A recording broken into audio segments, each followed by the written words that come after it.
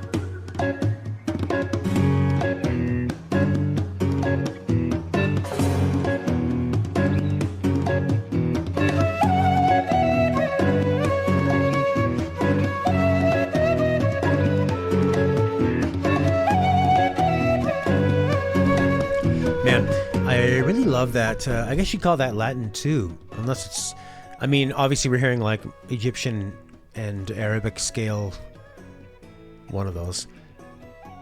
I'm white, I don't know, but it's that bum bum bum bum bum bum bum. It never really gets to settle in. It's got this nice kind of bounce to it, It's not like a typical rock beat of just like bam, bam, bam, boom, boom, boom, boom, boom, boom,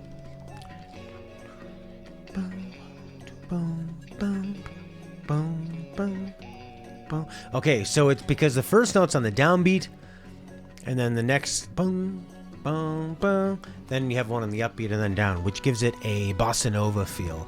Boom, where you have that mixture of the like downbeats and the upbeats, so it keeps you really like bouncing back and forth. It's a way you can play stuff fast, but in a way that gives it a laid back feel.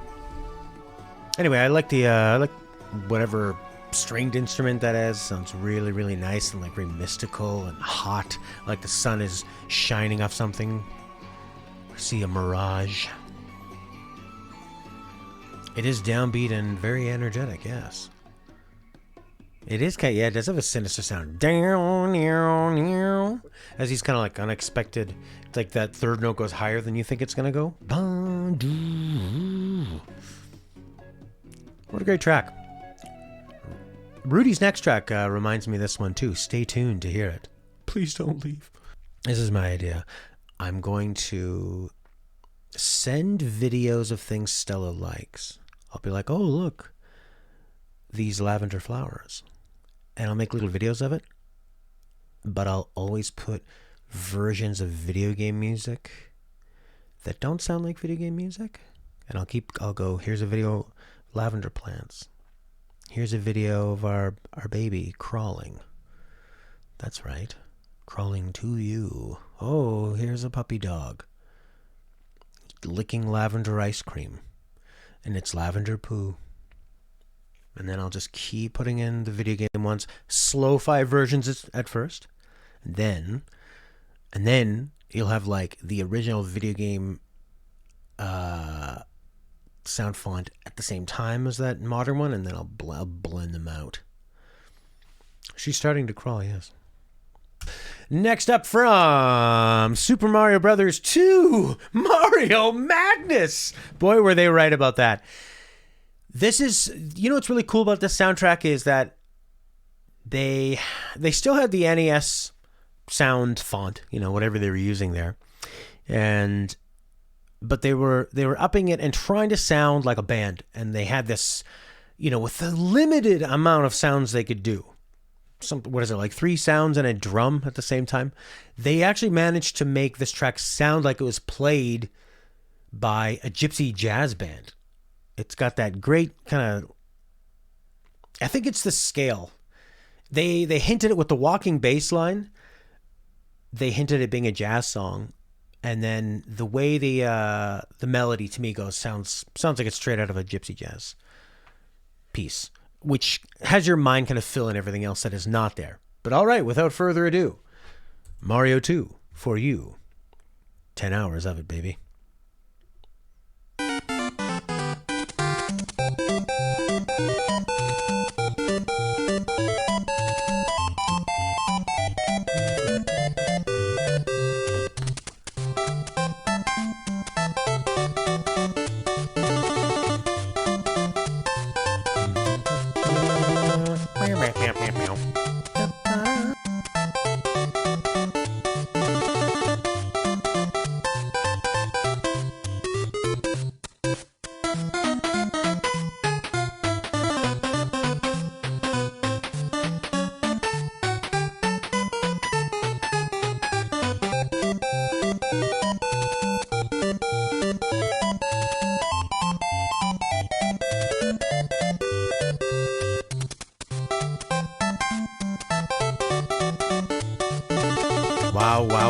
Wow. I mean, that walking bass line is so fun.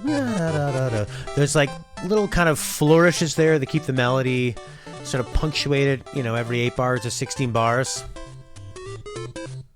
Sort of switching the sound there to give it a bit like more like a clarinet sound, I guess. A bit of different percussion here. Then the way the notes harmonize together at the end. Oh. And it's got that real kind of take me home, will you do? He's a Mario Man and he's coming down your street, oh yeah. It's just like such a romantic. It's got that roaring 20s, America swing dancing, like the land of opportunity. Women in hoop skirts being thrown through people's legs. It sounds so violent, but it was dancing. This track is so short and loops so well and just is so joyous. And Mario 2 was like, it was like, forget everything you knew about the other Mario, because we're taking a different game and world. And Mario already is a weird thing. I mean, the first Mario game, he's stepping on little they look like muffins with feet, and he's eating mushrooms and going down into pipes, and you're like, what? And he's a plumber, but he has magic fire powers. Like, what the hell is this? But you got so used to that, it became a part of culture. And then Mario 2 was even, it was friggin' Mario Madness. Birdo was great. Yeah, Birdo was. What's the story behind Birdo? Birdo was like is either trans or dresses, on the other side of the gender. Is that it? Birdo character, Mario 2. Meow. In Japanese, it's Catherine. What? Crazy. Let's see. Turn on carrot browsing? What the hell is that? Let's see. Mario 2 original. I want to see the manual.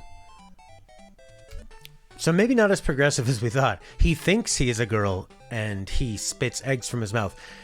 So Birdo is identifying as trans in this game. The manual refuses to acknowledge that and says he thinks he is a girl and he spits eggs from his mouth. The amount of pronouns they go out of their way to use. Oh, why does it say Ostro and not Birdo? I mean, I just love the look of it. Big, throbbing pink dinosaur. I love the way her egg body, or her egg body, is so huge and just forces him to sit back, almost like a little snake. But yeah, really cute. Look at the way they go from, like shocked snake dinosaur. Let's make it less fat. It's round, give it a shape here and add a bit of femininity. Big swollen red nubs on there. Look like little clitorises. We can't see. What do you mean? Isn't it right here? And then you have here where they bring the eyelids down all sexy. This 3D one I don't like as much. Yoshi and Birdo have a thing together? Yeah, that does look like a diaper. Don't they kind of look like they would almost fit in there? Yoshi's maybe too big for her, I don't want to say a hole. Coming up next, from Super Mario Bros. 3, released on the NES in 1988. Wow, so good. This is the underwater theme, chosen by Koji Kondo. Composed by Koji Kondo and chosen by Claudio.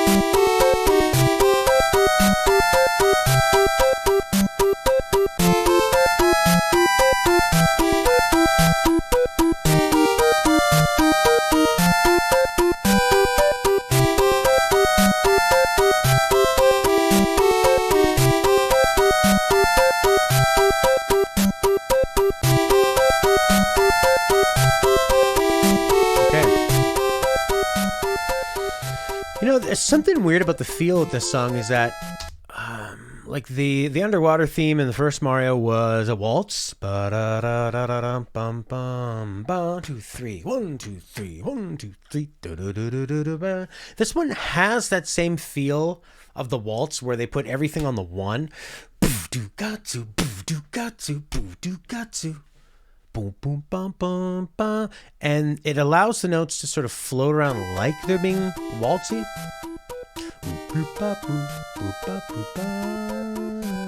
So, but it's not a 1, 2, 3. It's like a 1 and 2 and 1 and 2 and 1 and 2. You know what it is? It's like a slowed down dance beat. Because you have the which faster we like, you know, isn't that weird?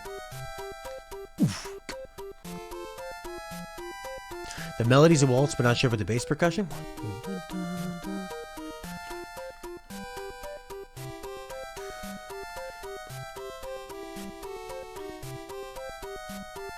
I don't know if the melody is a waltz. I mean, it feels kind of waltzy, but I am not able to figure that out. Maybe it's somebody who's better at picking up rhythms and can isolate that melody. The only song I know that does that is, and I'm sure there's many more, but a popular one is "Happiness is a Warm Gun" by the Beatles. Has a part where the drums stay in 4/4 and the band goes into 3/4, and then they line up after 12 bars. It's pretty cool. Next up, from a very new Mario Odyssey, released in 2017. It's our second Mario Odyssey track of the day. Nice. The composers on this soundtrack are Naoto Kubo, Koji Kondo, and Shiho Fuji. This one was chosen by Chris. This is the Steam Gardens.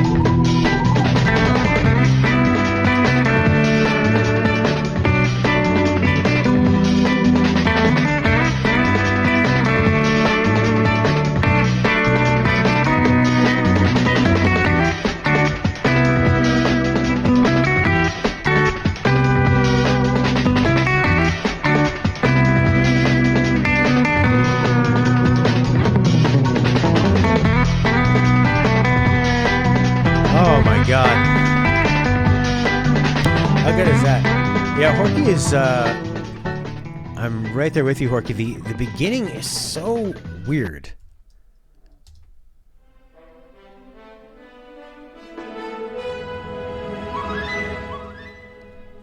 It's like, what the hell genre and song is that from?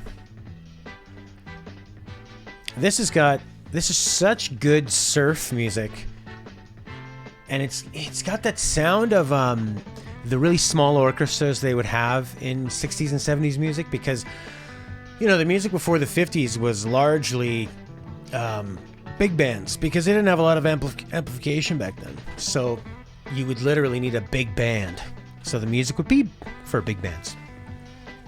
And then when you started getting more electrified instruments throughout the 50s, you could have smaller bands. You know, you could have rock and roll, you could have like the Beatles, or you could have, you know, Elvis and a bass player and a guitar player and a drummer, you know, Chuck Berry, because everybody had a loud instrument. So you could, although it all depends on how loud the drums are, you know, but you could mic them anyway. Anyways, where was I going with this? Right, but then in the 60s and 70s, when you had these sort of like, you know, electric guitar, bass, drum kit, rather than three people playing all the different drums there, like kick drums, or, you know, you wouldn't have one person on a timpani. You could play a groove, right? but they still kind of had the remnants of that old, 1940s and 30s, 20s, drums and stuff. You wouldn't have 25 of them. You'd have maybe like 2 or 3. So you'd have this kind of like small sound of horns. And it was really punchy, and you saw it a lot on like funk and Motown and stuff. Anyway, this is just a really killer fucking surf rock song. And you can really feel that it's a real guitar player playing this.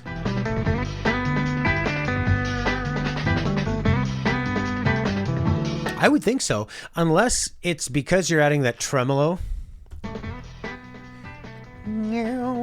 That little tremolo bar. Maybe you're doing that on a computer. I don't know. I always find electric guitar is very hard to fake using sample packs and MIDI. It sounds so good. Whereas like drums you can fake a little easier. Bass, short blasts from a horn you can do, but strings tend to sound kind of fake. Anyways, amazing song. Our second Rudy pick of the day from Super Mario 3D Land, released in 2011 on the 3DS. This is Desert Ruins, composed by Takeshi Hama, chosen by Rudy. And I found that this is the second of his picks that has that kind of Arabic hot vibe to it. A desert feel. Whoa!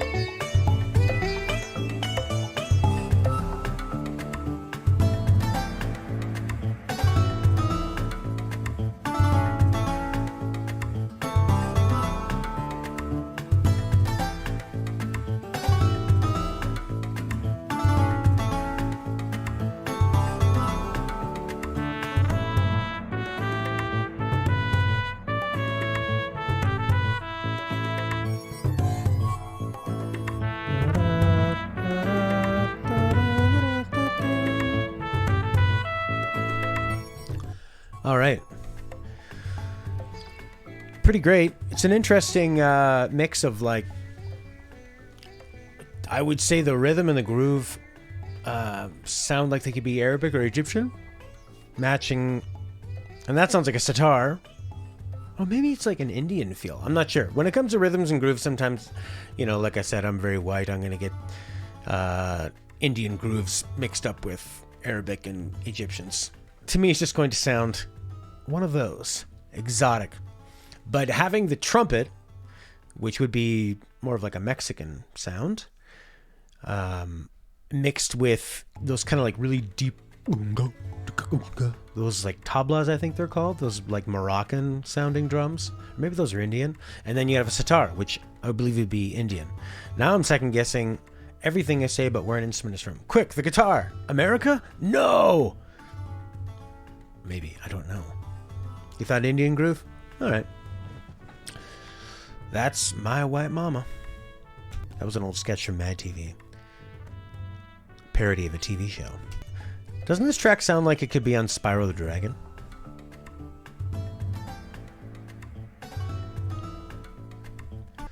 Well, if you were wondering, what's with these picks, man? Where's number one? The top 5, the picks that you're going to see on every Nintendo music list, every Mario music list. Well, I went and did it. I was the obvious one. Composed by Koji Kondo from Super Mario 64. This is Dire, Dire Docks.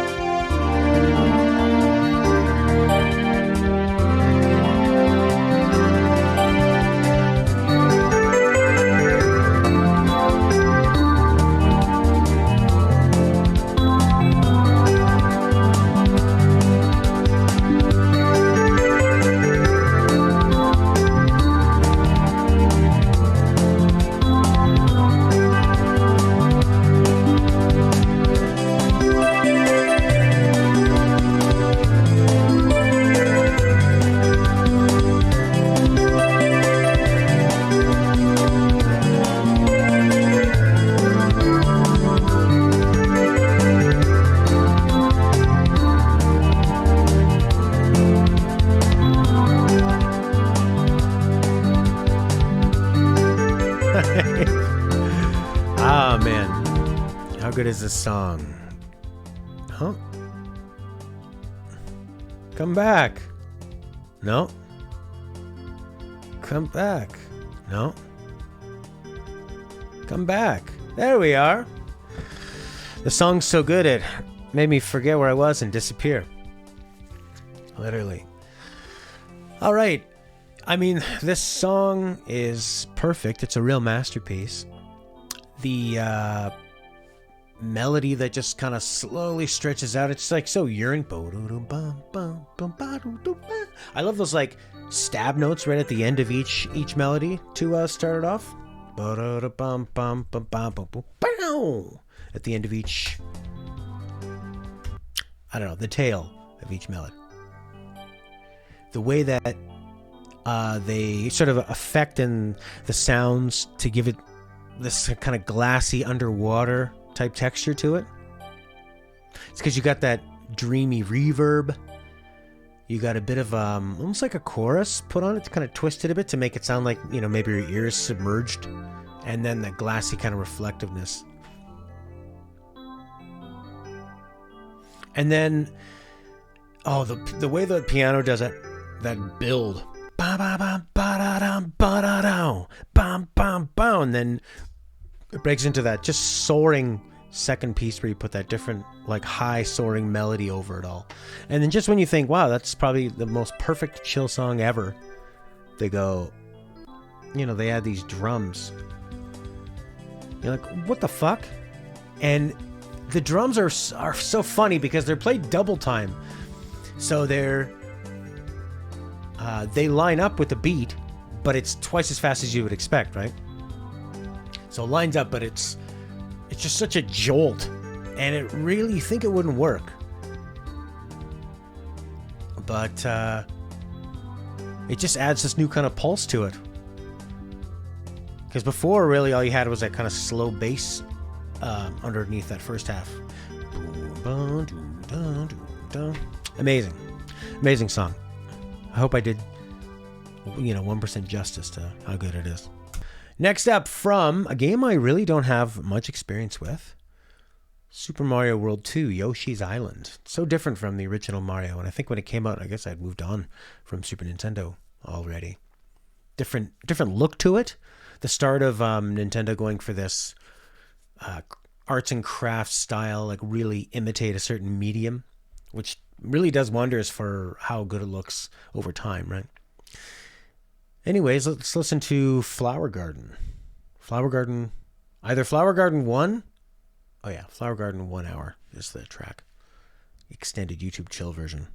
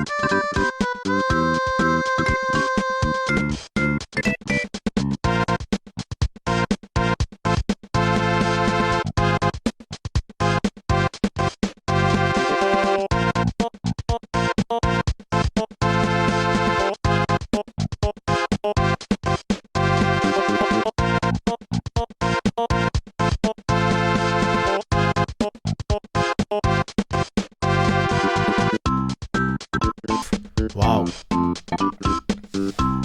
So again, we get that sort of Koji Kondo at the time where he was experimenting with like Caribbean reggae sounds, steel drums in Mario 3, and then more of a ragtime sort of southern states Dixieland sound in Super Mario World. And here he's got like the harmonica, to me sounds like harmonica. Wow. That sort of like vocal quality, but yeah, it sounds like somebody blowing on a harp. Sounds like the way they would play, and sounds like it. Or like you said, Yoshi humming. It does have a Yoshi humming feel. Because there's something about the way that harmonica sound is.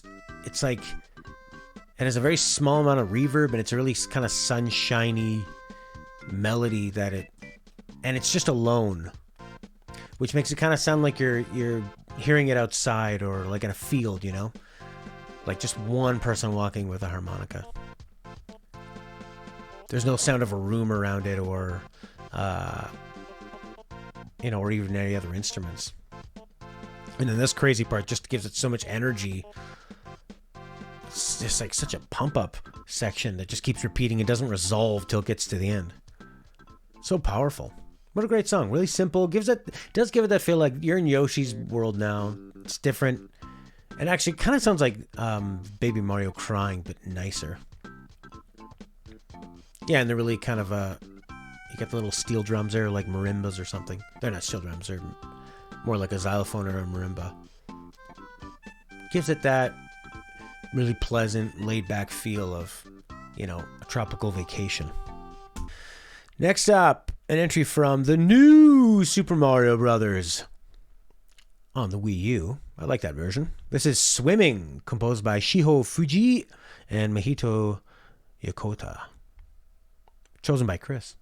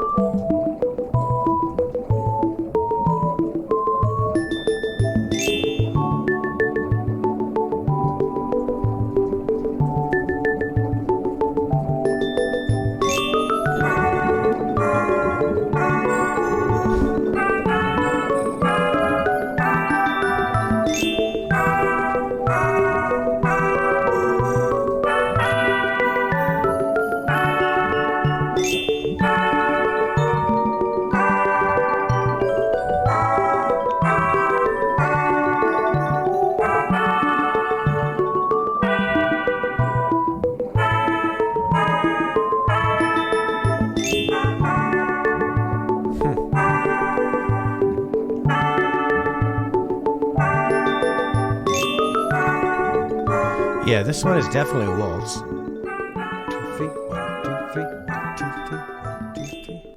Sounds like two are playing at the same time. Yeah, so this one quotes the original song. It borrows some of the original melody, the da da da, and then just kind of goes off and does its own thing. To me, it kind of sounds like when you're watching a commercial and they couldn't license the Led Zeppelin song, so they play something that's very close to Led Zeppelin but legally different. So, but I mean, this is not worried about being legally different. It's more of, let's do a bit of an homage. Does it do enough on its own? I think the problem with quoting a melody is you now have to be super memorable while someone's remembering something else. And you also have to get it done in less amount of time because you've already given up some of your melody to something else. And then you have to replace something that people have remembered from so long before with this brand new thing. It's very, very hard to do unless that new media or medium just totally replaces the old one, and then you can get into the next generation. But I guess when I hear this, it's really hard for me to remember anything in it other than it sounded like the first one, but just added some nice little twists to it, just to be legally different. The original one, I wouldn't mind hearing that with an orchestra because it's such a kind of like a bleep, bloopy, harsh sound on that on the NES chip or whatever you'd call it. Mario 1 Underwater Orchestra. All right. Once Mario 1 and 3 and World were such a huge success and a part of culture, how do you follow that up into the three-dimensional era with Mario 64? What do you do with the theme? This is what Koji Kondo did with the main theme in Super Mario 64. That's the file select theme. 1 second. Try that again.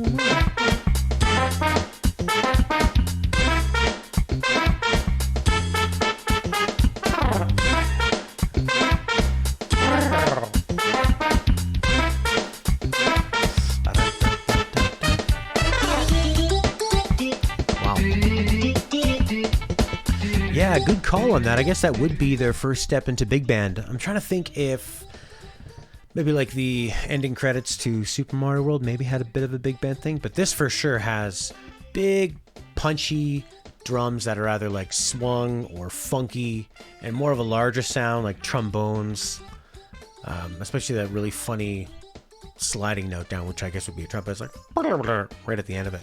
But yeah, really, really funky, trippy kind of drums. Really bouncy, really like hip-hoppy, trip-hoppy funk. You know, big bouncing bass. And like that horn-driven melody. With the strings behind it too. Make it really big. Maybe not a string, maybe just like a harmony of a horn. And just like a really kind of funky, like fun melody. The melody is just so like innocent, but like a bit cheeky in a way. You know, those sounds were so weird, especially that main melody line in there. Sounding like a car talking. I think it's because they realized we can't make most of these sounds sound realistic on the N64. So it just picks stuff that is so weird. It doesn't sound like a bad imitation of a different instrument. It just sounds like its own weird thing. This next one is one of my favorites. I bring it up any chance we can. This is from Super Mario World, the castle theme, composed by Koji Kondo.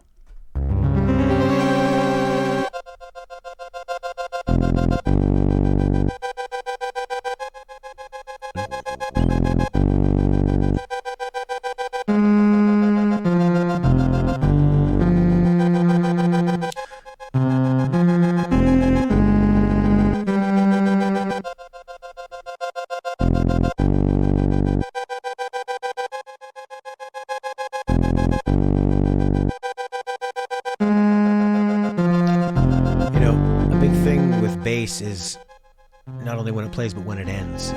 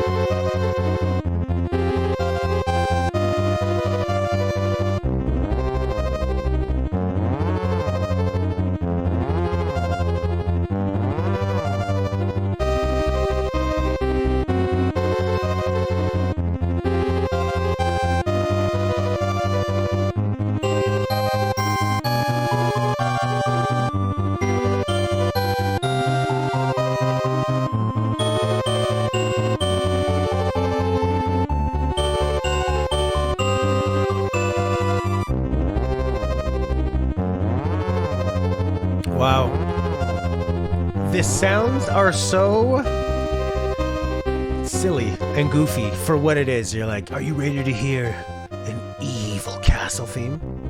Oh, it's scary and difficult and death awaits you. But because you're looking at this, right? Because you're looking at these cartoony characters and it's bright and it's colorful, and the visuals match the audio so much that it works really well. But look, there's past me enjoying this part. I just fucking love so much when it does that switch and it comes out of the looped chords and it takes the last note in that loop and goes up from that note. It's just so powerful. It's so epic. And it's cool because it's the same melody as... Oh, I hear that. There, just did it there.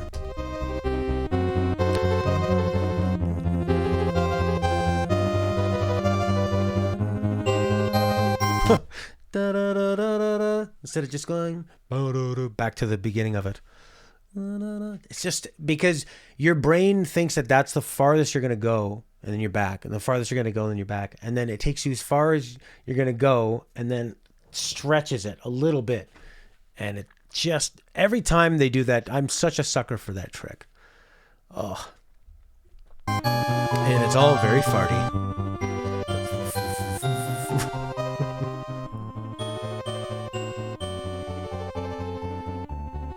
No drums either. It's purely classical. Oh, there's a timpani in the build. Boom, boom, boom, boom. Amazing track. I love it so much. I didn't even talk about the genius. It's so creepy, but just using like those impossibly quickly played notes, bouncing off each other, going up and down on that scale. And then I'm assuming panning the stereo from left to right. Oh. I never noticed this. Claudio was just saying it. I wanted to put it on the recording, not just in the Twitch version.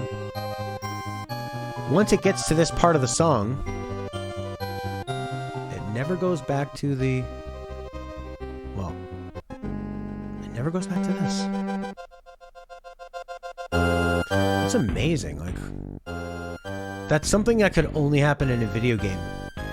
Because the length of the piece is determined by how long you're in the level. So if you don't die, that's part of the song will never repeat.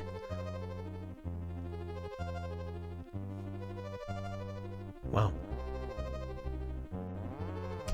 One last thing I have to mention about this.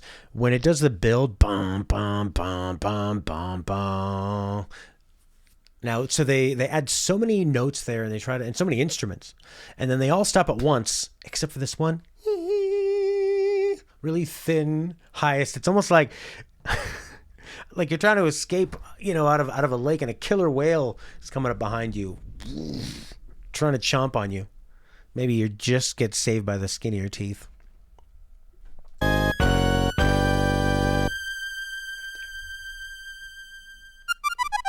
It's so beautiful. It's like so operatic. And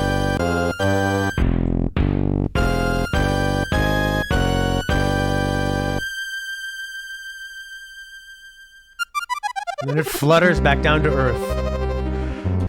Next up from Super Mario 3D World, put out on the Wii U in 2013. This is Double Cherry Pass. Was it composed by Koji Kondo, Toru Minegishi, or Mahito Yokota? I don't know.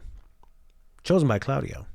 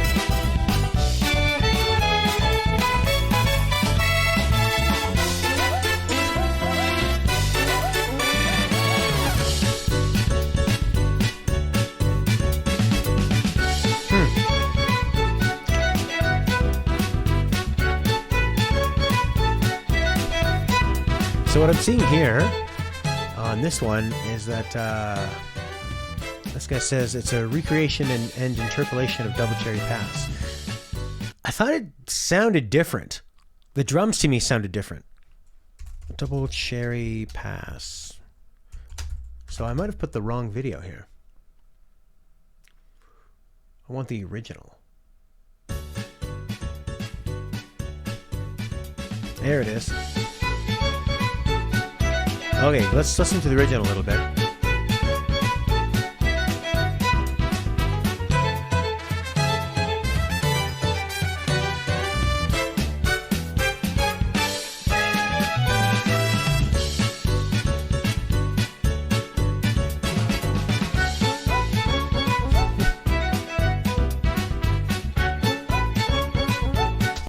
Those instruments are so weird. What is that? Ooh, ooh, oh. It's like a monkey. Right there. A go-go? Is that what that is? Man. Yeah, this version's slightly different. The like feel of the bass is a little different, and then there's more like mixing. It's more of like a 3D soundstage, which makes sense. This is Nintendo's gonna pay for the best mixing and recording and engineering, whereas the other version was a version a guy did probably on his own, which actually I thought sounded really good. There were some other parts of the other guy's version that were like I liked the way all his instruments sounded together. It didn't quite have it wasn't as realistic, but they sounded punchy. This one you can hear a lot more detail on the individual horns and violin, and a little more careful with some of the arrangement.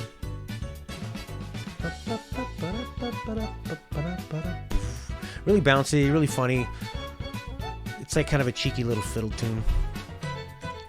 It's it just sounds like sort of something you'd hear in like a rural sort of farming place. It's kind of Irish. This is not. Kind of down home, like fiddling and like a barn dance, but not. And then the weird whimsicalness. So it's like you're in a different you're like in a different world of Mario, but it's familiar. Next up from Super Mario Sunshine, this is Riko Harbor, composed by Koji Kondo and Shinobu Tanaka, chosen by Chris.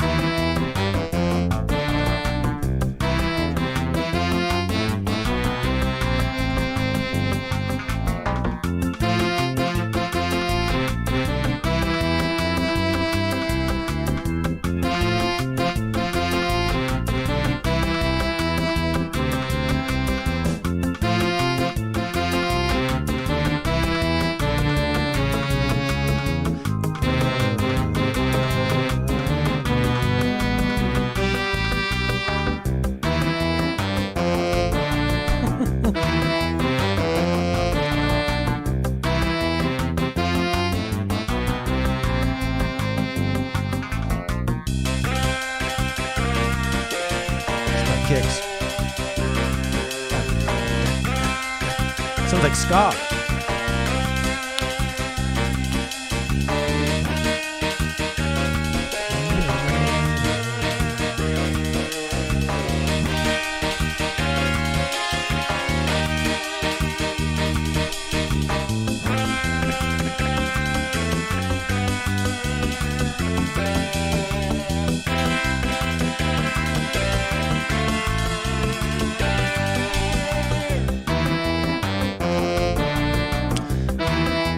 Until that second part kicks in with the drums, I don't think I realized that this song is ska. Sounds like the Mighty Mighty Boss Tones, like some, mid-90s crazy high school teen movie, when the impression that I get starts playing over some montage. The metallic bass You know, the first thing that struck out to me was that the melody instrument is like, what the fuck is that? To me, that sounds like Flood is singing with his uncles and they're all drunk.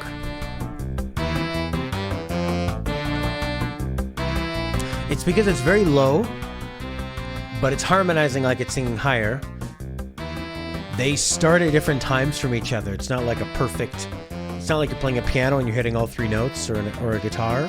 It's like a drunken singing together.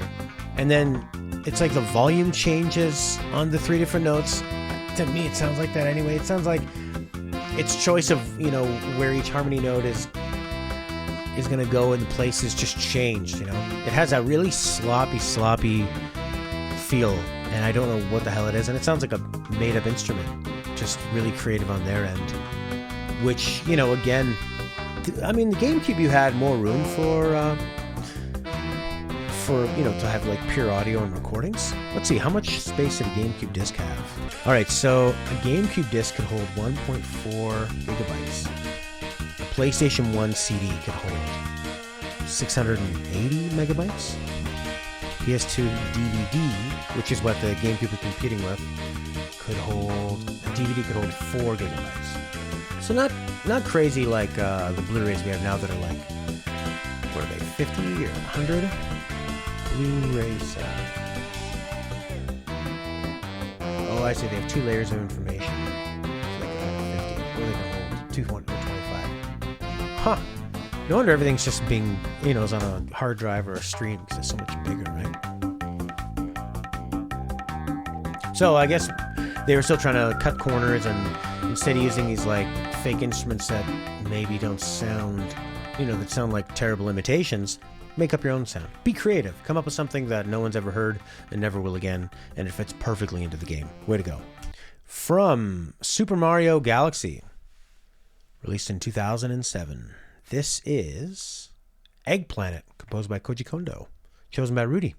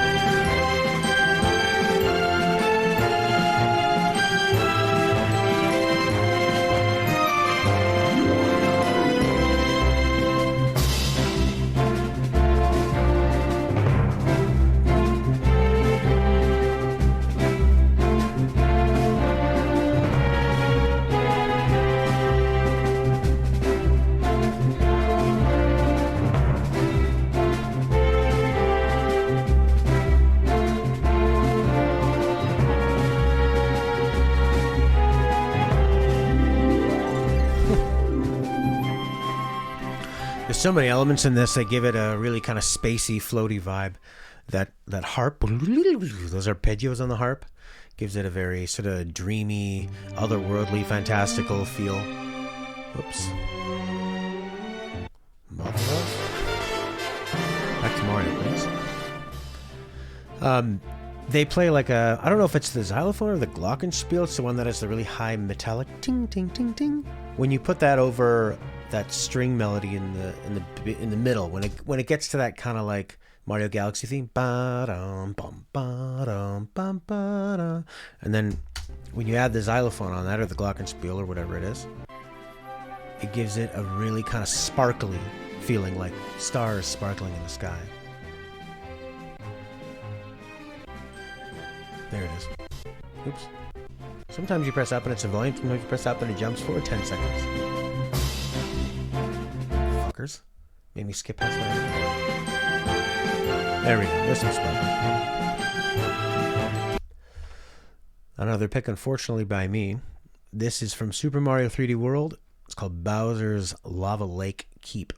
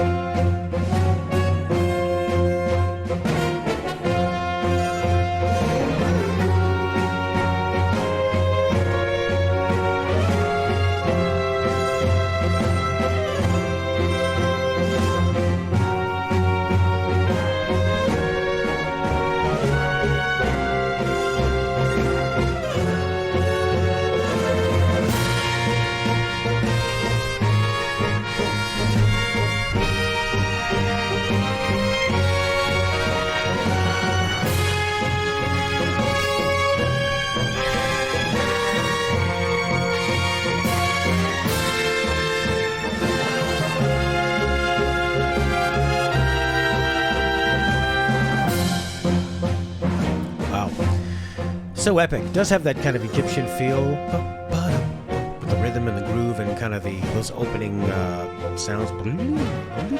Same kind of a mystical harp sound like before, but then more of that like metallic kind of sounding stringed instrument, or it's like a hammered instrument like a piano or something, but I don't know, that Egyptian kind of sound.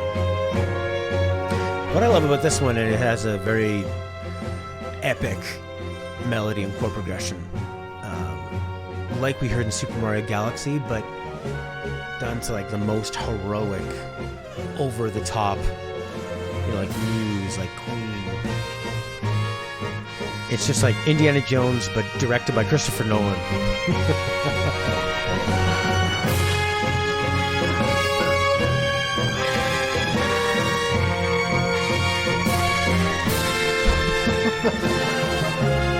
I feel like it could get even more epic there, but instead it just goes for the turnaround. It's still like a very natural ending, but I could have gone for more. Next up, from Super Mario World, this is the ending theme, composed by Koji Kondo or Mahito Yokota, chosen by Claudio.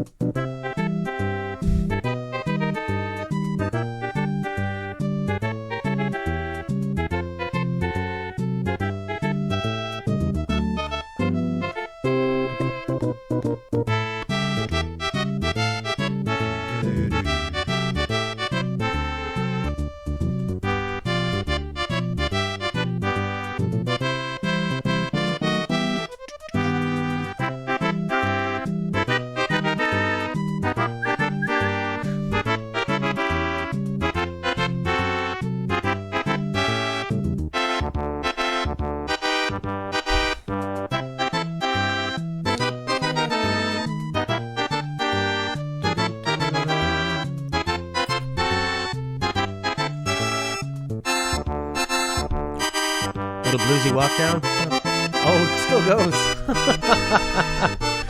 What a great theme. I love like that slow kind of descension and then that pickup there and then descending down again. It gives it that kind of jazzy, jazz hands kind of feel. Here's the bluesy walk down at the end. And the melody just kind of is so like nostalgic. Da da da da. Just, it's not trying to go anywhere. It's just basically saying, that's the way it is. And then every time you think it's going to end, it finds a way to change up maybe the rhythm or just like get back into that or go to another key. And it just definitely has a, this is it. We're all coming out. We're doing our bows. And it just has a, yeah, Mario with a hat and a cane. Some showgirls.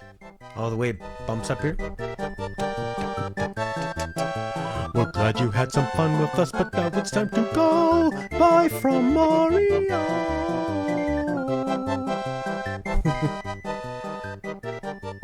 And yeah, but and again, it has that sort of like Southern States jazzy, sort of like Dixieland swing with a really, really fun feel behind it.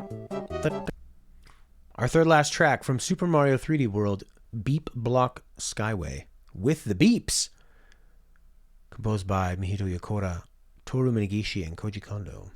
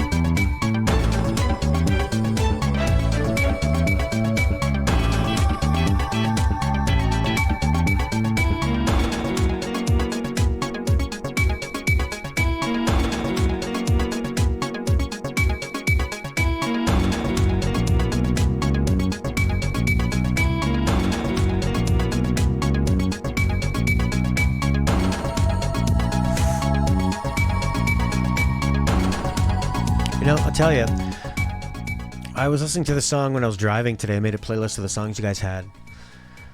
No, I didn't. I was just clicking them. And this one came on, and I have a really crappy sound system in our car. Brand new car. Expensive car. Cars cost you like $40,000 or $50,000, and the sound system sucks. It's amazing. And I was listening to this, and I thought it was okay. It had like a good rhythm, and it had those beeps. But when you hear it on a good sound system or with headphones, first off, the bass really comes alive because it carries the whole song. Because you have that lighter kind of dance beat behind it, but together in this huge groove. Then you want to hear the detail of those like funk guitars, and then that crazy synth that just kind of sounds like, you know, switches going from side to side, the way the level is. And it's so cool that the level's designed around the timing of that music. It's wild. And it kind of sounds like something like the Talking Heads would do, that sort of plastic funk, that like alternative kind of post-punk funk of the mid-80s, you know, late 80s, or like Blondie, that kind of stuff. Joy Division, New Order. But it definitely, to me, kind of has that Talking Heads feel where, like, New Order and Joy Division and Blondie, they were like, well, Blondie was more rockin'. New Order and Joy Division were, like, really precise but cold. But there's something about the, like, really alive bass in the Talking Heads, and just David Byrne, the way he kind of brings you in. It's a little more warmer, a little more friendly, more of a real kind of soul to it, more funk. Like after the 10th time, the princess has to eventually say something like, "You said you're gonna do something about Bowser kidnapping me all the time, and it's like the 10th time he's kidnapped me. So when are you gonna get on that? Because I'm starting to feel unsafe. Be a man." But from Super Mario 3D World's spin-off expansion, Bowser's Fury, this is Crisp Climb Castle, composed by either Daisuke Matsuoka or James Phillipson, chosen by Rudy.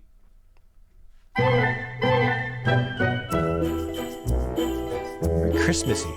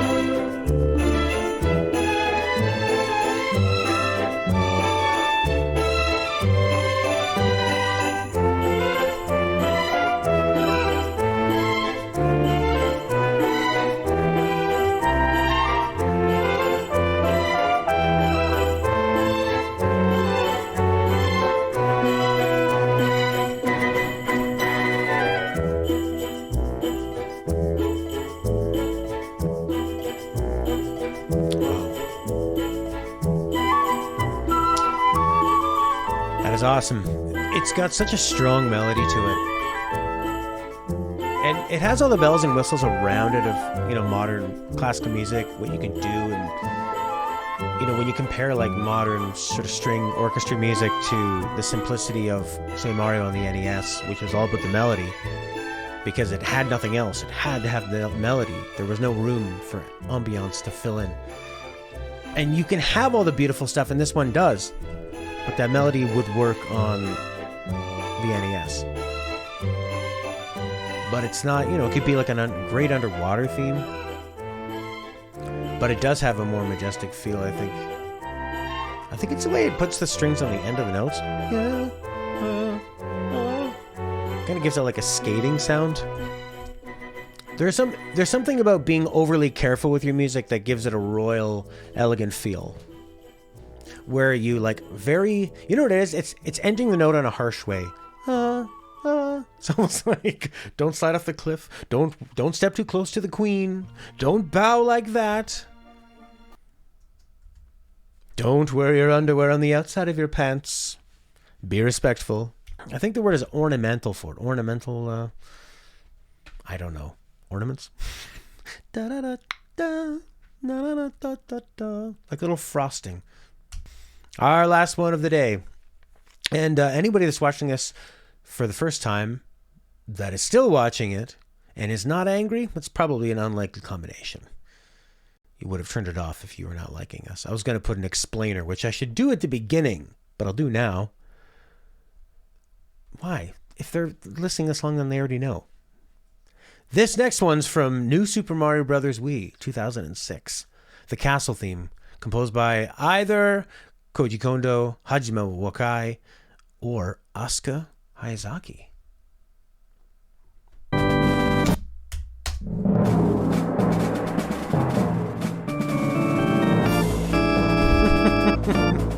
Spooky!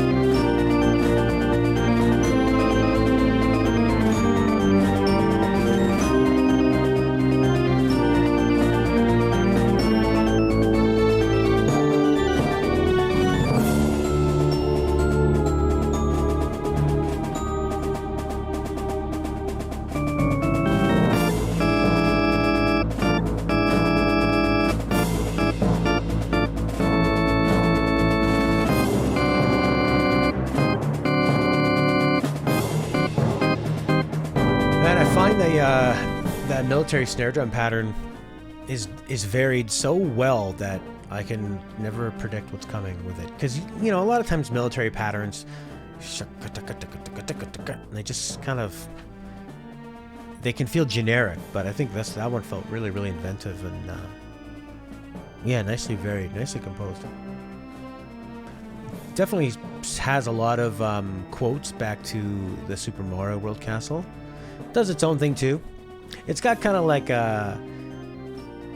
you're invading the castle of a 7-year-old, and they have their like little toy piano, and they're dressed. It's like you're going to Dracula's castle, but maybe like a 6-year-old or a 5-year-old, more pretend. With the cape is like a towel. Da da. And like Orky says, in the Mario world, space, the cold vacuum of dark space, is friendlier than a castle. Mario hates the old English. Maybe that's like a Japanese thing where they went, all right, Mario, he's an American guy. He's a plumber. He's an Italian immigrant. Great. What would be the scariest thing to the Americans? The British? The stodgy British and their castles and their rules and their bones? It was a cool idea to make the castles sort of haunted. Because the castle's such an old idea. So it's like this... It's like that's the idea that's died, but is reanimated and kept alive longer in a horrible display. But he does save kings in Mario 3. So, they forgot about that. I guess the thing with like a dungeon and castle is that it's a tale as old as time. Those were the things you could talk about for the last thousands of years, right? If we were just humans living out in like huts and stuff, you'd have a castle or a dungeon or like a cave. No, but who wants to go in a cave? No, never. Unless it's Dire Dire Docks. And that's the power of music. Oh yeah, if you're watching this for the first time on YouTube and you want to join the fun, join our Discord. There should be a link in the description. If there isn't, comment and I will hand reply you a personal invite to the Discord where you can join, talk to these people who picked these songs, and you can bring us new ideas. You know, make sure they're good ones that we would like. We don't want to have too much diversity of our tastes. No, that seems wrong. I think actually we have a pretty good range in taste. They're definitely not, a lot of them wouldn't be tracks I'd pick. Oh yeah, comment how these picks are not in agreement with your own tastes. Yeah, maybe we'll have to do like we did with Sonic and Pokemon, a Mario fans revenge. I don't think Mario fans are as hardcore as Sonic and Pokemon. Because there's no lore to Mario, so you don't really feel personally attached to it. You just play it because it's fun, and if one of the games isn't, you don't worry about it. But there's just something about Pokemon and Sonic that people feel so connected to. So specific to them. Oh, and the next one I want to do is we're going to do our top 10 composers. So get your composer nominations ready, and then I'll go through the nominations and we'll do a ranked. This is how we'll do it. We'll do a ranked list. So send me your 10 top composers. Number 1 gets 10 points, number 2 gets 9 points, number 3 gets 7 points, and so on. And then we'll tally them all together and see who the top composer is. Although that could also just mean the most commonly popular, commonly thought of, right? It's sort of like Rotten Tomatoes in a way. Yeah, send a list, and then once we have the thing, I'll tell you who they are, but I won't tell you the order, and then we can pick songs for them. You can pick songs for each composer that shows off what they do, and then we'll reveal them in order. Okay? Yeah, I'll share the rules in the group. All right. Bye for now. Thank you. Goodbye.